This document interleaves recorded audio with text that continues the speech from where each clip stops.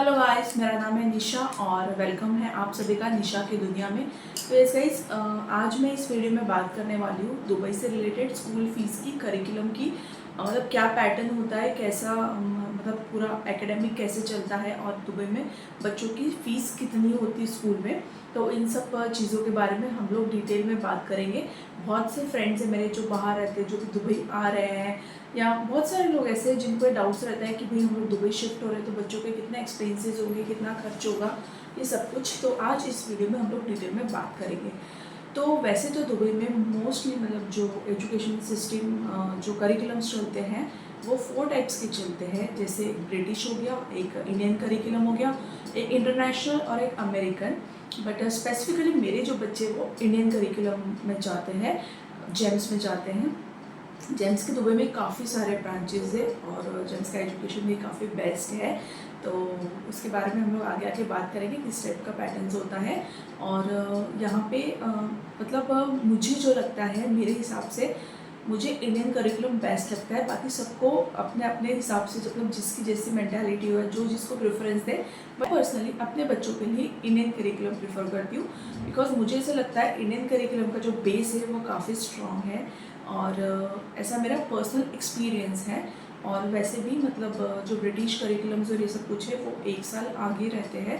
तो अगर आगे पीछे कभी हमें इंडियन करिकुलम में शिफ्ट करना पड़े तो फिर बच्चा एक क्लास पीछे हो जाता है। जैसे अगर अभी आज बच्चा ग्रेड 4 में या ग्रेड 5 में है ब्रिटिश करिकुलम में, और आगे जाकर अगर फिर मुझे उनका इंडियन करिकुलम में चेंज करना हो तो वो ग्रेड अगर 4 में है अभी, तो वो इंडियन करिकुलम में ग्रेड 3 में ही जाएगा।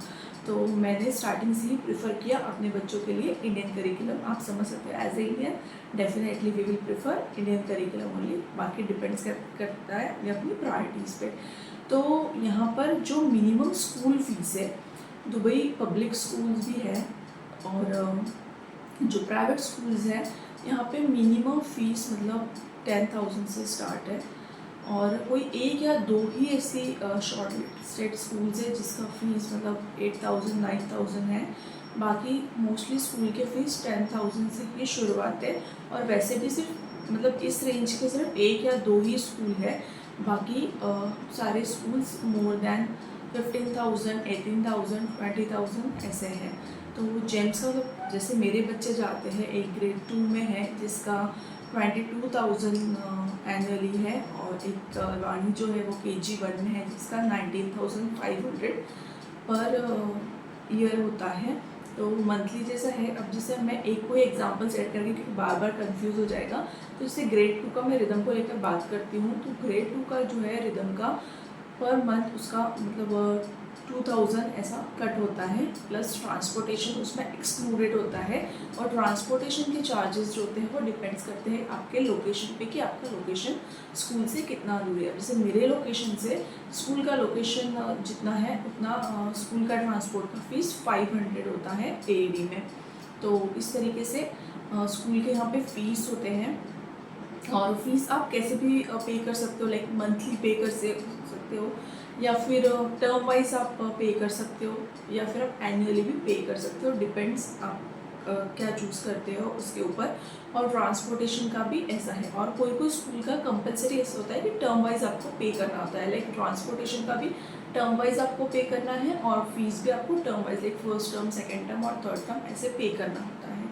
तो ये इस तरीके की कुछ होती है फ़ीस।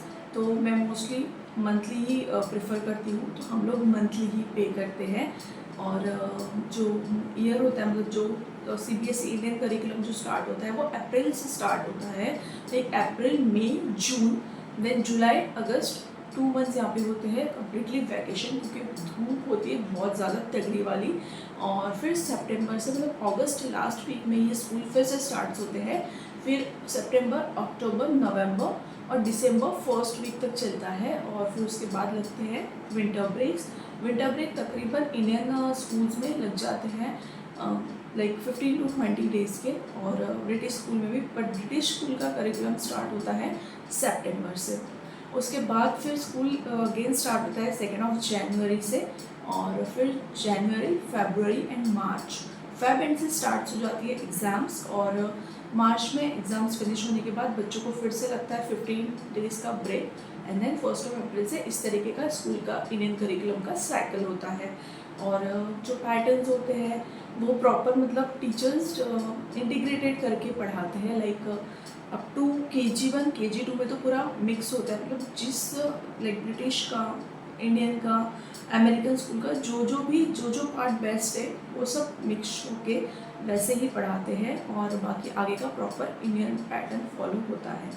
और ब्रिटिश करिकुलम जो होता है वो सितंबर से उनका न्यू एकेडमिक ईयर शुरू होता है, जो सितंबर, अक्टूबर, नवंबर, लाइक दिसंबर ऐसा फर्स्ट टर्म होता है, जैन, फेब, मार्च और अप्रैल, मई, जून ऐसे 3 टर्म्स होते हैं उनके, और उनका सितंबर से न्यू सेशन स्टार्ट होता है। तो इस तरीके का कुछ फीस होता है दुबई में स्कूल्स का। एजुकेशन भी मुझे अच्छा लगता है, मतलब अच्छा है, मतलब बढ़िया है एजुकेशन भी यहाँ का। मुझे पर्सनली जो मेरा एक्सपीरियंस है CBSE के साथ, इंडियन करिकुलम के साथ बेस्ट है। और मेरे बच्चों के साथ मतलब रिदम पहले दूसरे स्कूल में था, मैंने ग्रेड 2 से रिदम का स्कूल चेंज किया है, और होपफुली फॉर द बेस्ट। पिछला भी काफ़ी अच्छा था, बट वानी का वहाँ पे नहीं हुआ था, मतलब मैं काफ़ी लेट हो गई थी एडमिशन के लिए, तो फिर अब जेम्स भी हो गया है लकीली दोनों का, तो रिदम और वानी अभी एक ही स्कूल में जाएंगे। तो इस तरीके से यहाँ पे होता है स्कूल्स का पैटर्न। और बाकी अदर करिकुलर एक्टिविटीज़ भी स्कूल में होती है, लाइक डांस, स्विमिंग, स्पोर्ट्स में से कोई भी एक स्पोर्ट्स आप चूज़ कर सकते हो, लाइक फुटबॉल हो गया है, क्रिकेट हो गया है, टेनिस हो गया है, बास्केटबॉल हो गया है, इस टाइप के स्पोर्ट्स होते हैं, स्केटिंग हो गई है। तो इन सब एक्टिविटीज़ में से आप कोई भी एक एक्टिविटी जो होती है वो सिलेक्ट कर सकते हो, और जो कंडक्ट करते हैं ड्यूरिंग द स्कूल आवर्स।